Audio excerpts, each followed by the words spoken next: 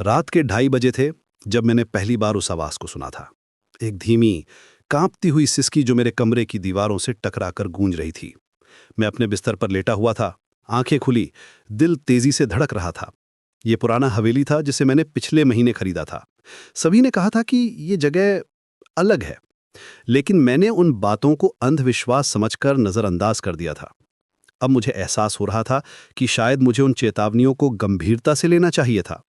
सिसकी की आवाज रुक गई, फिर कदमों की आहट। धीमे, भारी कदम जो सीढ़ियों पर चढ़ रहे थे, मेरे कमरे की तरफ आ रहे थे।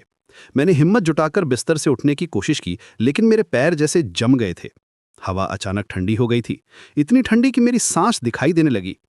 कदमों की आवाज मेरे दरवाजे के सामने रुक गई। फिर दरवाजे की कुंडी धीरे धीरे घूमने लगी। मेरा गला सूख गया था। मैं चिल्लाना चाहता था, लेकिन आवाज ही नहीं निकल रही थी। दरवाजा खुला, लेकिन वहां कोई नहीं था, सिर्फ अंधेरा और एक अजीब सी मिट्टी की गंध, जैसे कि कोई बहुत पुराना कब्रिस्तान हो। अचानक मुझे एहसास हुआ कि कमरे का तापमान और भी गिर गया है। मेरी सांस अब भाप बनकर निकल रही थी। और फिर मैंने उसे देखा, एक धुंधली आकृति जो दरवाजे के फ्रेम में खड़ी थी, एक औरत का साया जिसके लंबे बाल उसके चेहरे को ढके हुए थे। वो धीरे धीरे मेरी तरफ बढ़ने लगी। तुम यहां क्यों आए हो?